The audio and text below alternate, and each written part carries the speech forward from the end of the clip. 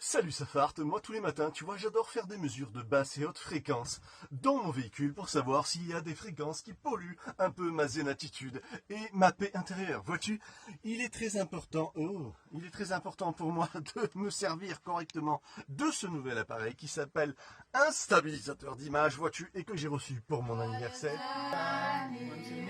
Il y a plus fort que ça, voyons. Ah, quand même.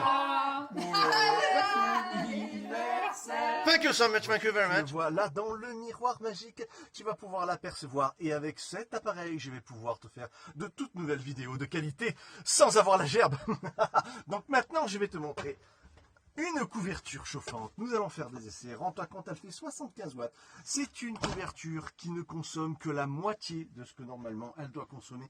Car d'habitude, on est dans les 120 ou 160 watts, ce que j'avais avant. C'est un surmatelas, nous allons le tester. Et nous allons voir également s'il y a des fréquences polluantes avec ce petit appareil rétroéclairé que on va voir un petit peu. C'est parti, j'envoie toute la totale. Ok. Donc on en revient un petit peu à nos mesures. Donc sur le convertisseur, on a une mesure qui est très forte, puisqu'on monte à, regardez un petit peu, on est à 4,10 en haute fréquence, et en haut on est dans les 1700 volts par mètre. Donc effectivement, ça émet des fréquences assez fortes, puisque tout appareil électrique émet. Donc vous savez très bien que moi, en fait, mon système est relié à la prise extérieure du camping-car, de la prise EDF, pour que je puisse avoir toute énergie qui revient, donc que ce soit le camping-car, que ce soit le frigo, que ce soit les prises électriques. Je veux avoir, si vous voulez, de l'énergie et que ça alimente également mes lampes, tout à partir du convertisseur, pour avoir mon véhicule autonome. Si je regarde là, effectivement, comme dans une maison, maintenant, j'ai une valeur qui irradie. Mais j'ai une valeur beaucoup moindre que dans une maison.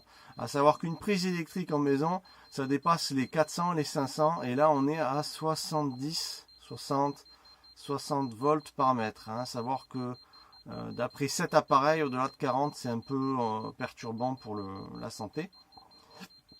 Donc là, on a des mesures qui sont quand même élevées, mais ça va. Mais ça, c'est quand même intéressant de savoir ce qui se passe avec les appareils. Donc maintenant, je vais éteindre le convertisseur. Et on va faire une mesure sur le régulateur MPPT. Donc on va voir via le soleil. Je vais rétroéclairer. Donc là, il est en tension. On voit qu'il n'y a pas de problème. Et on voit qu'un régulateur MPPT ne dégage aucune fréquence. On voit que c'est bien à 0. Je pensais que ça émettrait un peu. Bien évidemment qu'une batterie, ça n'émet pas, on est d'accord. C'est pas un émetteur, une batterie, c'est un récepteur quelque part. Donc on va regarder, si on prend le petit MT50, notre petit écran déporté, on va regarder s'il dégage quelque chose. Il ne dégage rien. Il ne dégage rien du tout. J'ai également un autre petit MPPT dans un placard qui est avec un petit panneau solaire là-haut. Un petit MPPT que j'avais d'origine. On va voir ce que ça donne.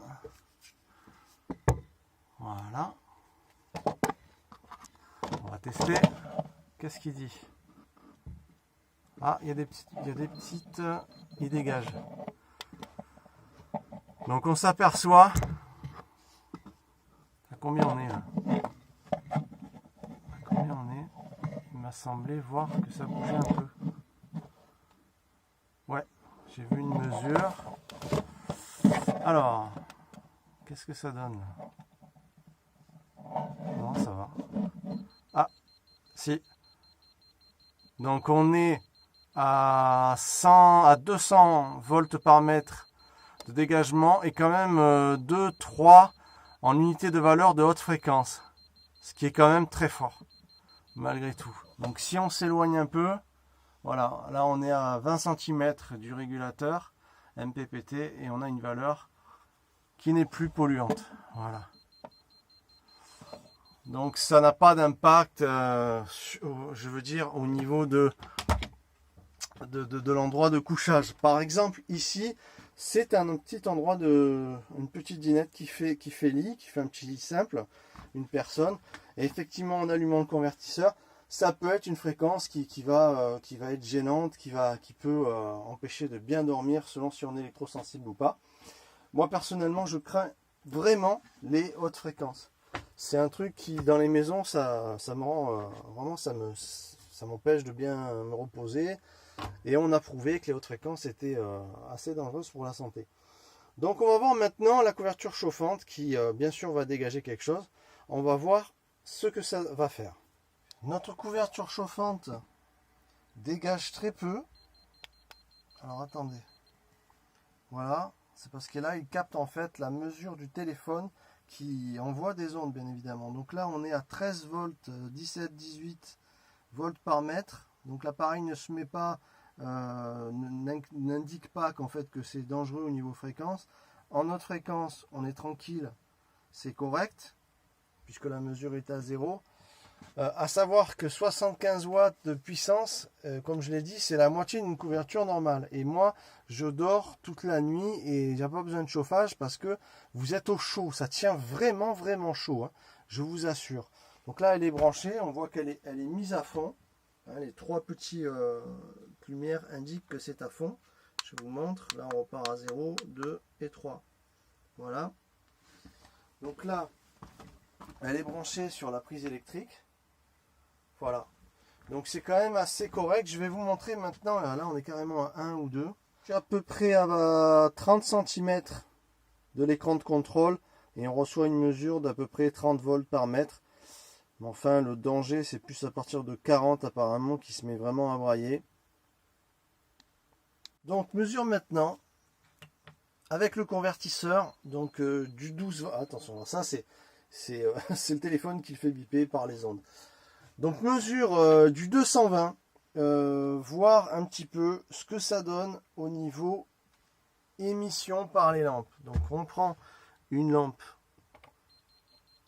voilà ce que ça donne avec la lampe. Attends, on voit rien, je vais être clair, on est à 72. Ok, si on passe 72 mètres par volt, si on prend le néon, alors le néon ça dégage beaucoup plus bien sûr en fréquence. Alors attends, on voit rien, on va rétroéclairer et faire comme ça, il faut voir un peu mieux. Je vais essayer, voilà, donc on est à 280, 300 et 0,4, 300 volts par mètre en basse fréquence, 0,4 en haute fréquence. On va regarder maintenant 12 volts.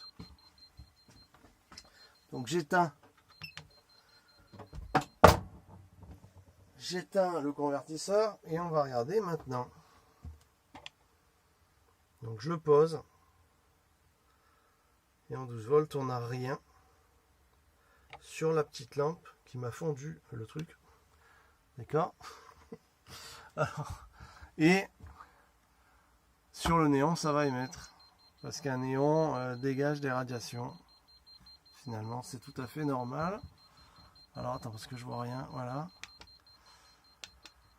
Donc, on est à 200 0,18. Donc, en 12 volts. Voilà la pollution de la mesure en 12 volts. Donc, je me suis amusé à emballer le convertisseur de papier aluminium. Alors, bien sûr, j'en ai pas mis au niveau de la soufflerie derrière. Hein, c'est juste le dessus, les côtés, hein, pas la façade non plus. Et donc en valeur, on va voir ce que ça donne. Donc on est passé, on était à 1007 je crois tout à l'heure. Donc là on passe de, voilà, bien 1000 de moins. Voilà, je dirais la moitié, 8,16 à peu près, ouais. Donc on a diminué par deux en fait les émissions en fréquence basse et haute fréquence. Donc ça peut être une solution. Je pense pas que ça lui donne beaucoup plus chaud, hein, parce que c'est quand même une matière qui est très froide, l'aluminium. Ce qu'il faut, c'est pas boucher derrière, tout simplement, les ventilations qui sont sur l'arrière. Donc ça peut être une solution si vous voulez l'emballer un peu autour, parce que si vous devez dormir par-dessus, ça diminuera les fréquences rayonnantes. Donc c'est pas plus mal, c'est pas plus mal.